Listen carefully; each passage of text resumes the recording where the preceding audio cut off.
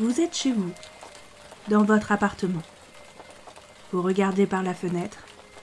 C'est le milieu de la journée. Mais le ciel est si sombre que vous devez vérifier votre montre pour en être sûr. Il pleut. Vous détestez la pluie.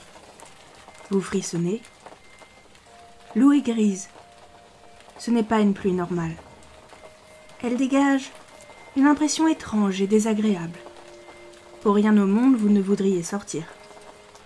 Dehors, la vue qui s'offre à vous a des airs de fin du monde.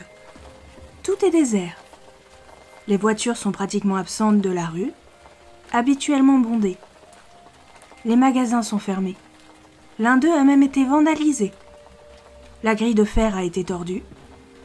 Des débris de vitrines parsèment le sol. C'était une petite épicerie très sympathique. Et vous éprouvez une petite pensée pour son propriétaire, avec qui vous aviez l'habitude de discuter en faisant vos courses. La pluie noire et acide continue de tomber, minant votre morale. Vous ne savez pas quand ça va s'arrêter. Vous soupirez et détournez le regard pour vous concentrer sur votre appartement.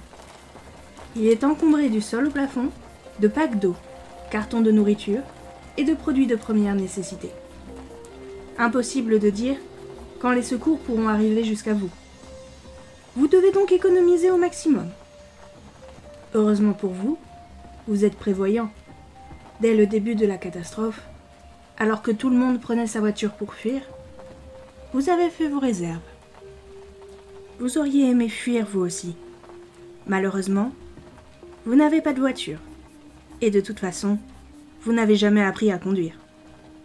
Pour vous occuper, vous refaites à nouveau la liste de toutes vos possessions, utilisant un carnet qui traîne pour faire le compte de vos stocks.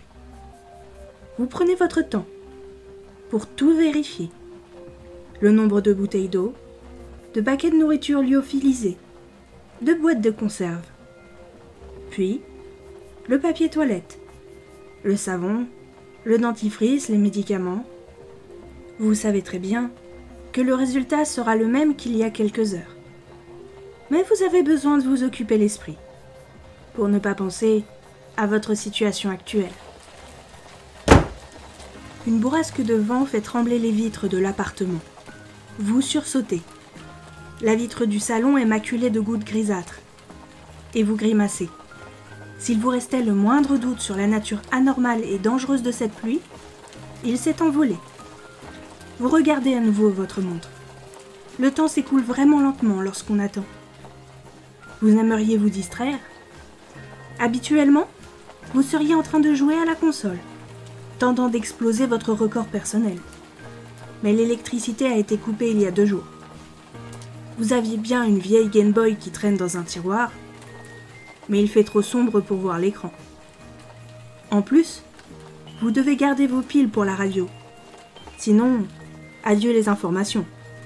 Ce serait stupide de les gâcher juste pour se distraire. Vous soupirez. À cause de cette foutue pluie, il fait trop sombre pour lire. Rien à faire. Et si vous essayez de dormir, vous risquez de manquer le bulletin d'information du soir. Les minutes passent. Vous faites les 400 pas dans votre salon. Vous vous arrêtez par moments pour jeter un coup d'œil par la fenêtre. La pluie noire tombe toujours. Vous détestez la pluie. Encore plus maintenant. Enfin, vous entendez l'alarme de votre montre. C'est l'heure du bulletin d'information. Vous allumez votre radio et réglez la fréquence. Puis, vous attendez, fébrilement.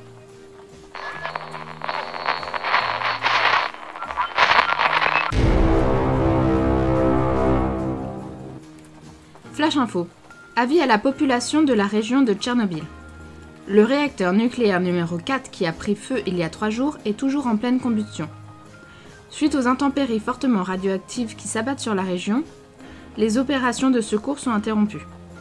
Les experts ont en effet remarqué que la pluie faisait fondre les tenues de protection.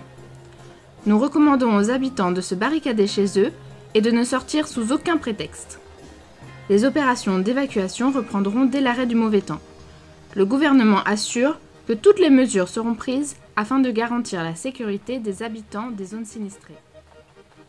Vous soupirez et fusillez du regard la fenêtre du salon. Décidément, vous détestez la pluie.